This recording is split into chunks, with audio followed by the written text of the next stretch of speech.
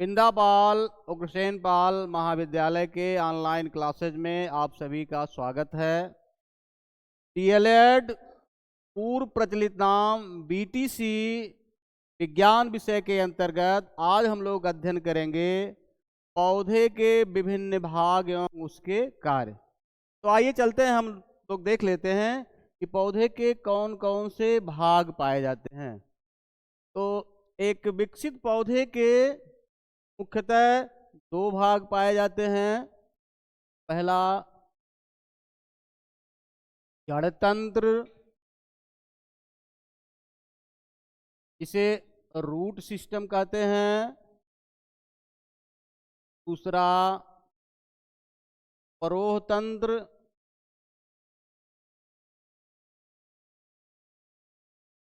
इसे root system कहते हैं। जड़ तंत्र और परोह तंत्र। अब जानना होगा कि जड़ किसे कहते हैं।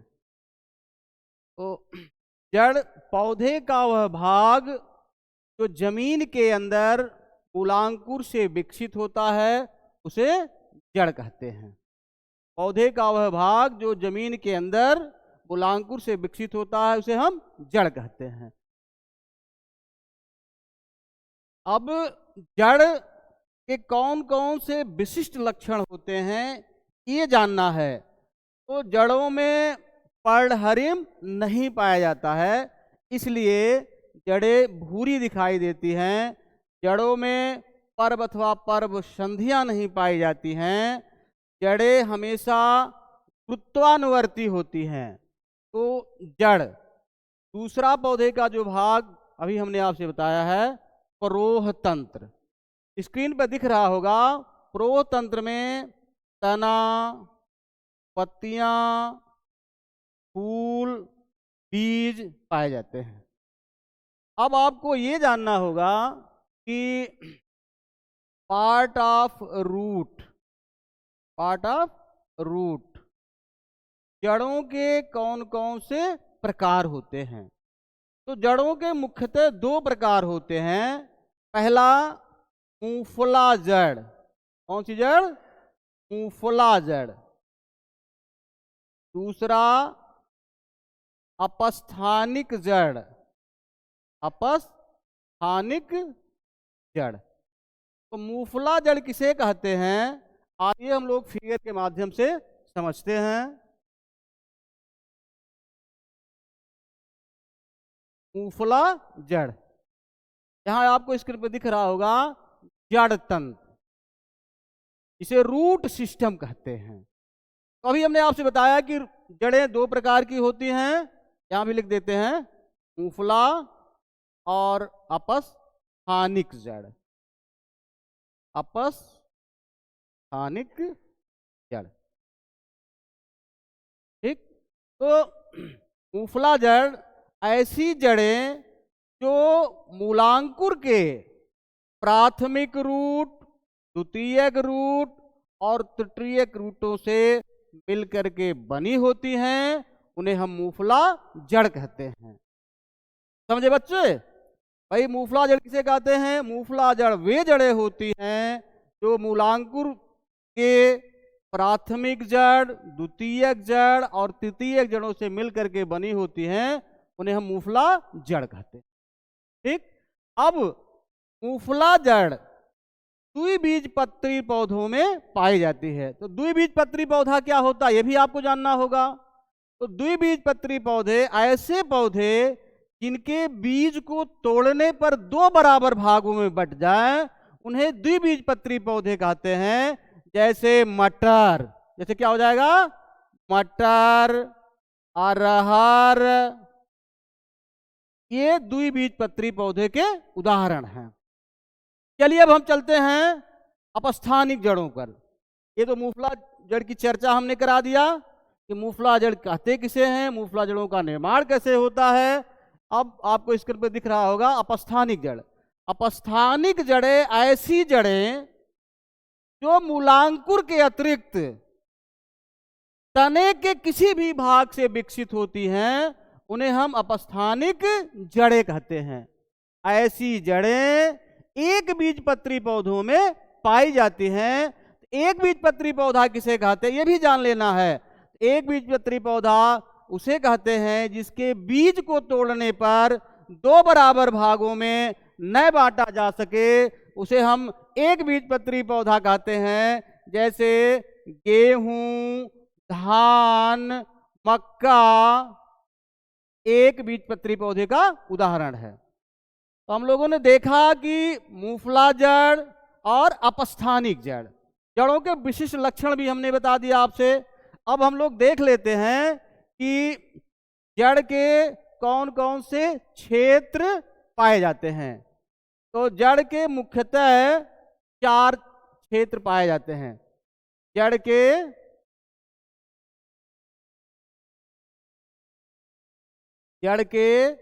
क्षेत्र,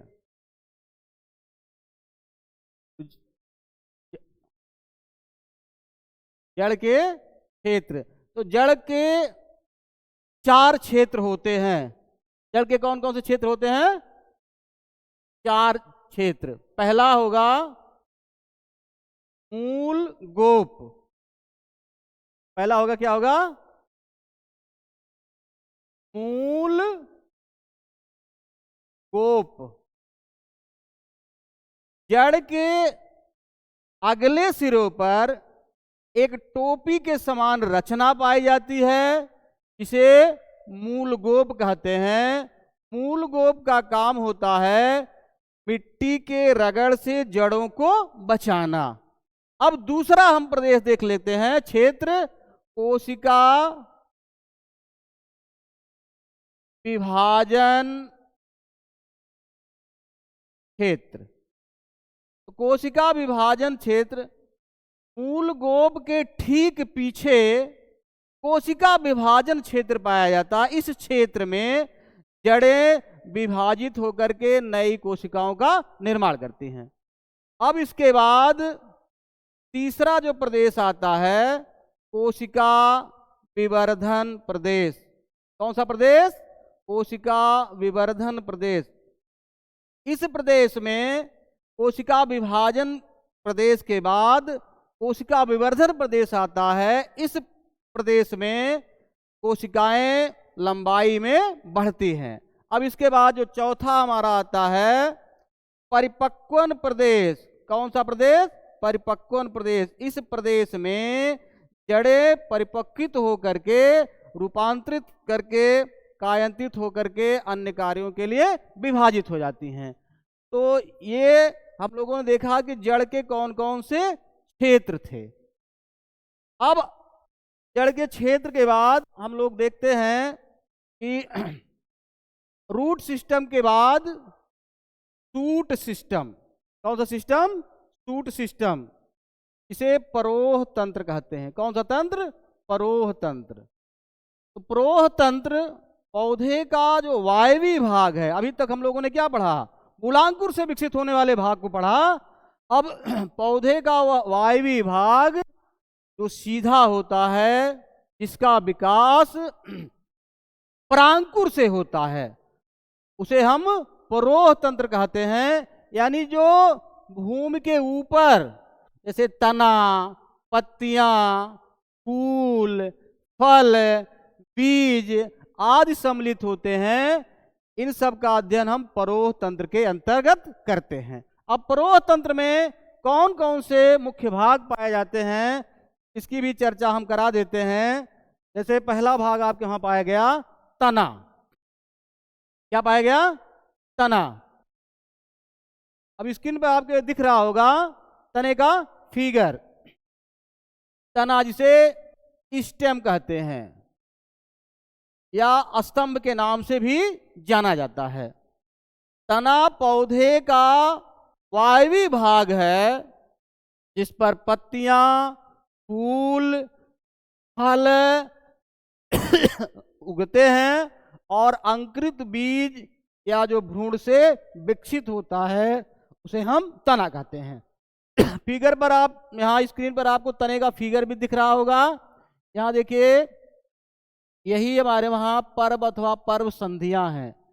स्पष्ट रूप से ये जानिए कि तनों में हमेशा गांठें पाई जाएंगी, तनों में गांठें पाई जाएंगी। तने कई प्रकार के पाए जाते हैं, जैसे हमारे वहाँ तना कठोर भी होता है, तना स्पंजी भी होता है, तना कोमल भी होता है। तो तना का मुख्य काम पत्ती और तने को आरोहण करा देना। अब तने के बाद देखते हैं हम पत्ती। पत्ती किसे कहते हैं?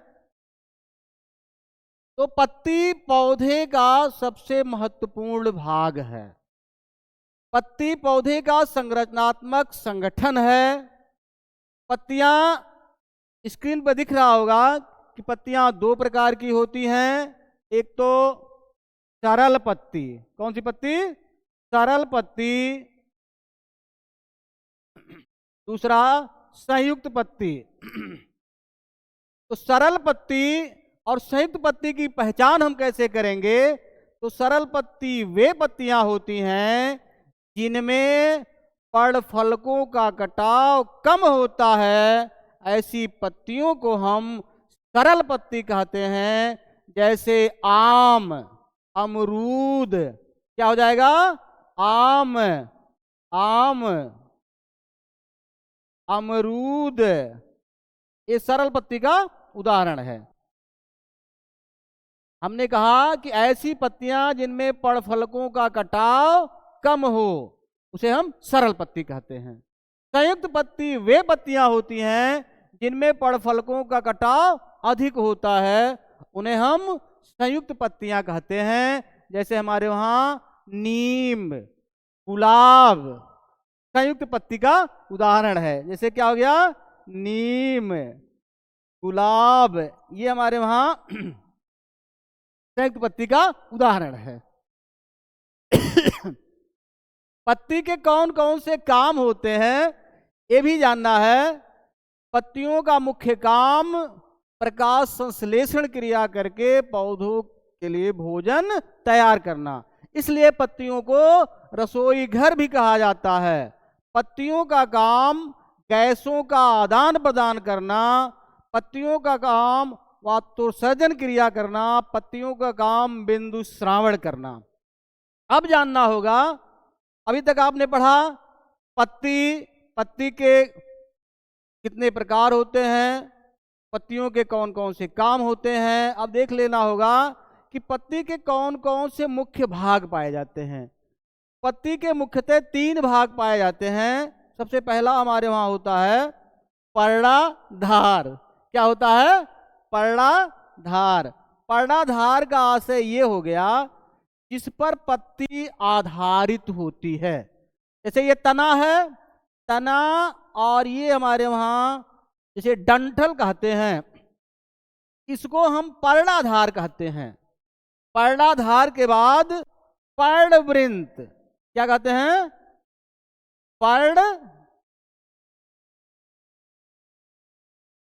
पर्णाधार के बाद पर्णवृंत।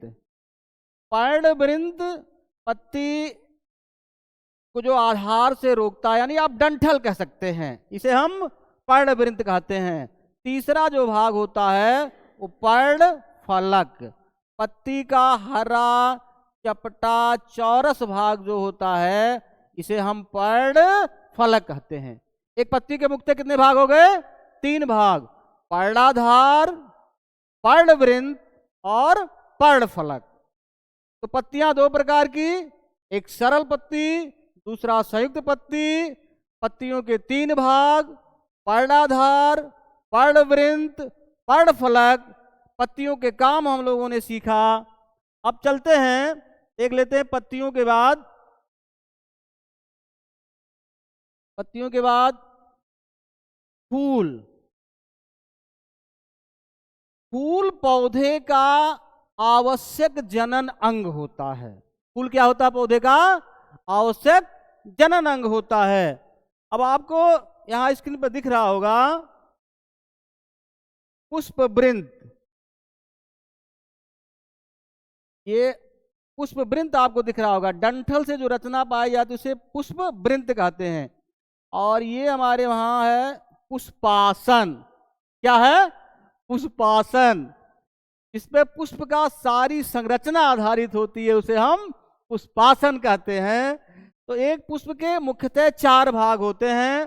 पहला हरा वाला जो भाग दिख रहा है इसे हम कहते हैं बाह्य दलपुंज। क्या कहते हैं? बाह्य दलपुंज। अंग्रेजी में कहते हैं कैलिक्स। हरा वाला भाग जो दिखाई दे रहा है इसे बाह्य दलपुंज कहते हैं। ये पुष्पों को सुरक्षा प्रदान करता है। पुष्पों क्या करता है? सुरक्षात्मक आवरण के रूप में, कवच के रूप में ये कार्य करता है। दूसरा जो भाग पाया जाता है इसे हम दलपुंज, यहाँ लिखा है पंखुड़ी, इसे क्या कहते हैं? दलपुंज या करोला के नाम से जानते हैं। ये पंखुड़ी है, देखिए चटकीला जो भाग होता है इसे हम पंखुड़ी कहते हैं। फूल जितना ही अधिक चटकीला होगा, सुगंधित होगा, उतने कीटों का आकर्षण होगा और फ्यूजन की क्रिया बेहतर होगी। तीसरा जो है पुष्प का जो भाग पुंकेसर, पुंकेसर या पुष्प का नर भाग, इसे एंड्रोसियम कहते हैं। एंड्रोसियम में आपको स्क्रीन पर दिख रहा होगा 2 भाग होते हैं, पहला पूतंतु, दूसरा परागकोश। पूतंतु और परागकोश, ये पराग कोश में पराग कण भरे होते हैं। जब हम आपको अगली कक्षाओं में परागण के बारे में बताएंगे तब यहाँ स्पष्ट हो जाएगा कि परागकोश और परागण किसे कहते हैं। पुष्प का जो चौथा भाग है स्क्रीन पर आपको दिख रहा होगा, इसे स्त्री केसर या पुष्प का मादा भाग या जायांग के नाम से जानते हैं। इसके 3 भाग, वर्तिकाग्र, इसे अंग्रेजी में स्टिग्मा कहते हैं। जो ऊपर इस तरह का भाग दिख रहा है यही स्टिग्मा है। स्टिग्मा एक चिपचिपा पदार्थ स्रावित होता है और चिपचिपा पदार्थ स्रावित होने के कारण कीट आकर के जब बैठता है तो इसी में फंस जाता है और फंसने के बाद निषेचन की क्रिया शुरू हो जाती है। तो वर्तिकाग्र के बाद वर्तिका, स्टिग्मा के बाद दूसरी जो संरचना होती है इसे स्टाइल कहते हैं। ये नली नुमा रचना आप देख रहे होंगे, इसे स्टाइल कहते हैं। और स्टाइल के बाद ओवरी, अंडाशय, अंडाशय ये आपको दिखाई दे रहा होगा। परिपक्व अंडाशय को हम फल कहते हैं। तो एक पुष्प के मुख्यतः कौन कौन भाग? 4 भाग, कैलिक्स, करोला, एंड्रोसियम और गायनोसियम। बाह्य दलपुंज, दलपुंज, पुमंग और जायांग। अंडाशय, परिपक्व अंडाशय को हम फल कहते हैं। तो आइए चलते हैं, हम जान लेते हैं फल के कौन कौन से प्रकार होते हैं। फल के मुख्यतः 2 प्रकार होते हैं, एक सत्य फल, दूसरा असत्य फल। कौन कौन सा फल? सत्य फल और असत्य फल। ऐसे फल जिनके परिपक्वन अथवा विकास की प्रक्रिया में, सत्य फल स्क्रीन पर दिख रहा होगा, सत्य फल, ऐसे फल जिनके परिपक्वन अथवा विकास की प्रक्रिया में संपूर्ण पुष्पक्रम नए भाग लेकर के केवल एंड्रोसियम और गायनोसियम भाग लेता है, ऐसे फलों को हम सत्य फल कहते हैं। जैसे आम, अमरूद सत्य फलों का उदाहरण है। असत्य फल जैसे आम, असत्य फल ऐसे फल जिनके परिपक्वन अथवा विकास की प्रक्रिया में संपूर्ण पुष्पक्रम, संपूर्ण पुष्पक्रम का आशय ये हुआ जिसमें बाह्य दलपुंज, बाह्य दलपुंज, दलपुंज, पुमंग और जायांग भाग लेता है, उसे हम असत्य फल कहते हैं। जैसे सेब, कटहल, क्या हो गया? सेब और कटहल। तो जब आप लोगों ने सेब को देखा होगा तो सेब को जब बाजार से खरीद के लाते होंगे तो इसकी जो पत्तियां यहाँ सूख करके गिरती नहीं है, लगी रहती हैं। इससे स्पष्ट हो गया कि इसके विकास अथवा परिपक्वन की क्रिया में संपूर्ण पुष्पक्रम भाग लेता है। ठीक उसी प्रकार से कटहल, कटहल में जो इसकी जो ऊपरी परत होती, कांटों की जो समान रचना होती है, वाह दल और दलपुंज का मिश्रण होता है। इसलिए ऐसे फलों को असत्य फल कहते हैं। तो आज हम लोगों ने देखा, सुना, अध्ययन किया पौधे के विभिन्न भाग। तो पौधे के मुख्यतः दो भाग पाए जाते हैं, एक रूट सिस्टम, दूसरा शूट सिस्टम। रूट सिस्टम में जड़ किसे कहते हैं, जड़ के कौन कौन से विशिष्ट लक्षण होते हैं, जड़ों के कौन कौन से मुख्य दो भाग होते हैं, जड़ के क्षेत्रों पर हमने अध्ययन किया। फिर दूसरा जो प्रोह तंत्र, प्रोह तंत्र कहते किसे हैं, प्रोह तंत्र में तना, पत्तियां, फूल, फल। आज के वीडियो में इतना ही, फिर अगली वीडियो में मिलते हैं।